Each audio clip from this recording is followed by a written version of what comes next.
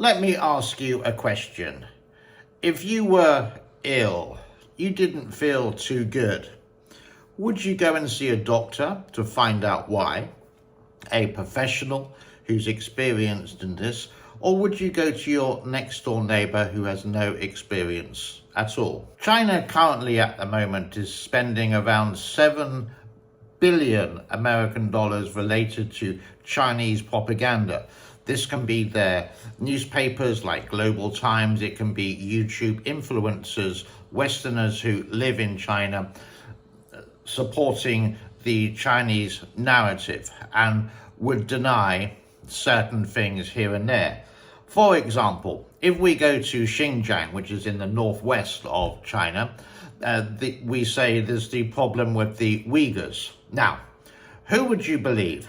A Colombian English teacher who has traveled around Xinjiang for 5 months and not once been able to find a concentration camp?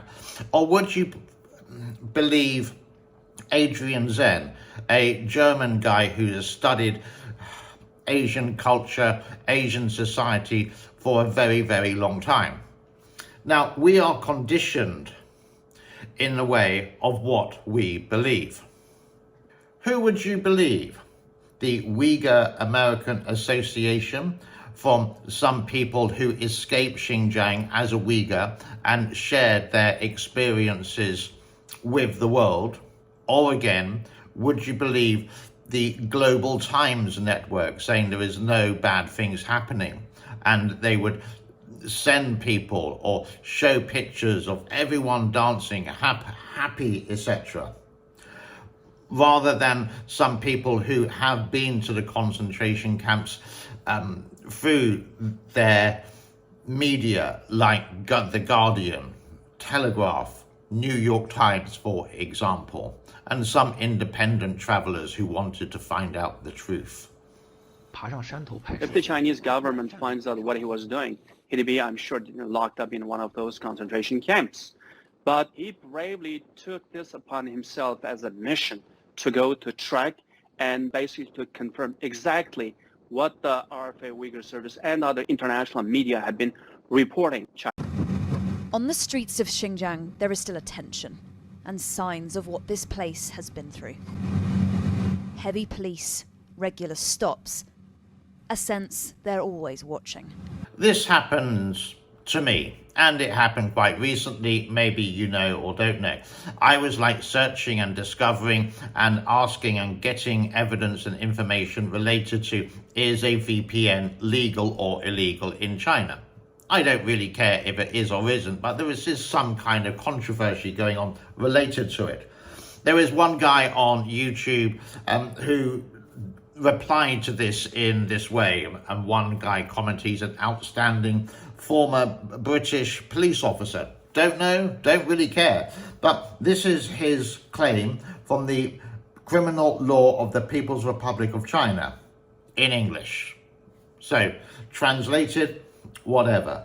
But you can go deeper.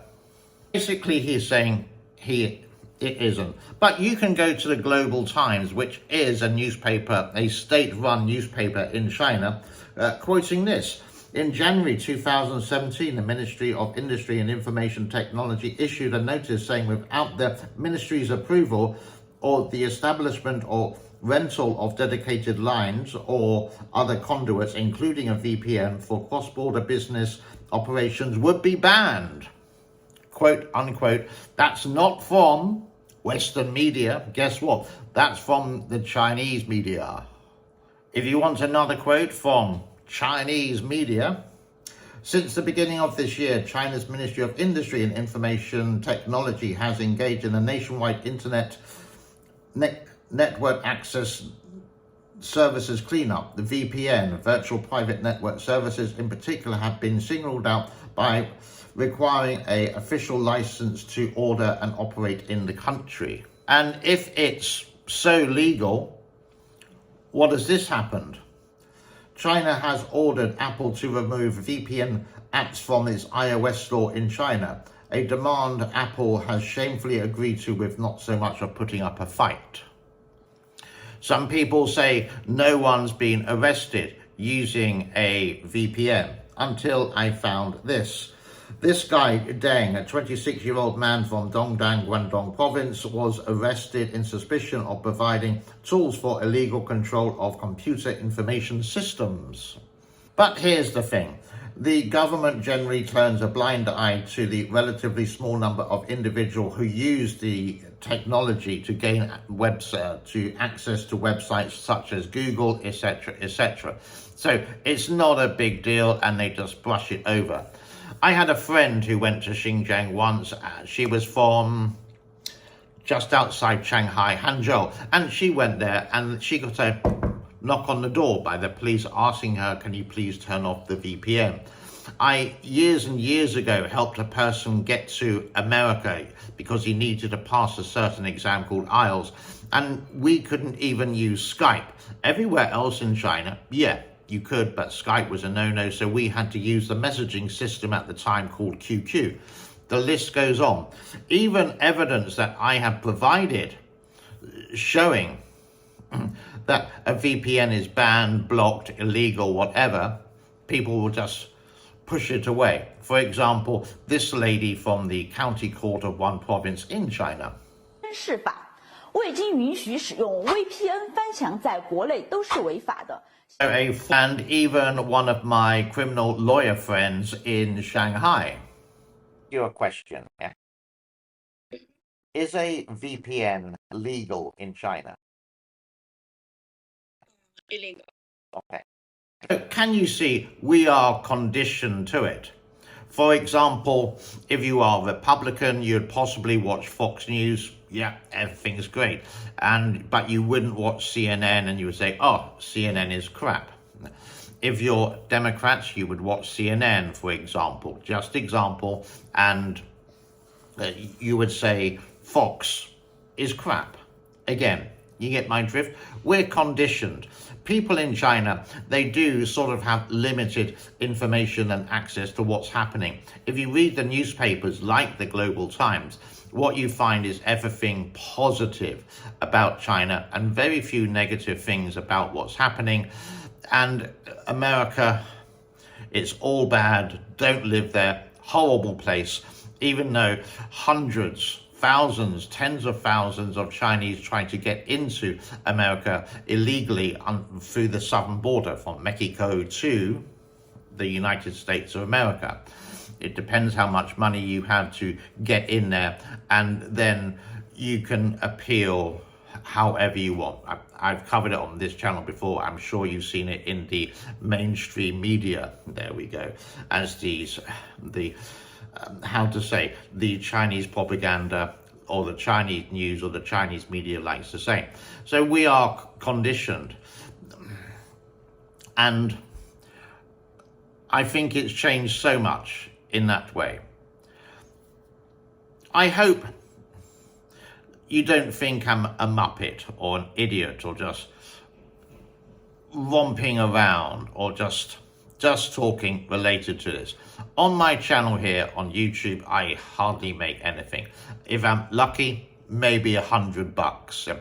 When I first started a long time ago, I think 2020 was quite good, related to income because I talked about I've forgotten the name, the Three Gorges Dam, because it was having some serious problems at the time. Now I have to try and find some other articles. I will see something in the news, for example, or from Chinese propaganda. Then I go, really? And then I would search deeper for it, which is exactly what I'm doing here. And showing you, not telling you, but showing you the information. You can agree or disagree with the information. You can say it's fake, or it's real, or this doesn't prove anything, etc. That's fine. But don't call me a big, fat, white idiot. Constructive criticism, I can't even say the word, but you know what I mean. That's what we're looking for here. Let's leave it because I've stated my facts, and please give it a thumbs up. If you like it, give it a thumbs down. If you don't, do share this with your friends if you want to, and if you want to support my channel, then there's lots of methods in the description below. This is the Asia channel. My name is James. Thank you very much. Bye-bye. Have a wonderful day. Cheerio. Deserted. It's really an incredible eeriness to this place, and it just is completely abandoned. Signs of what used to be are everywhere, though.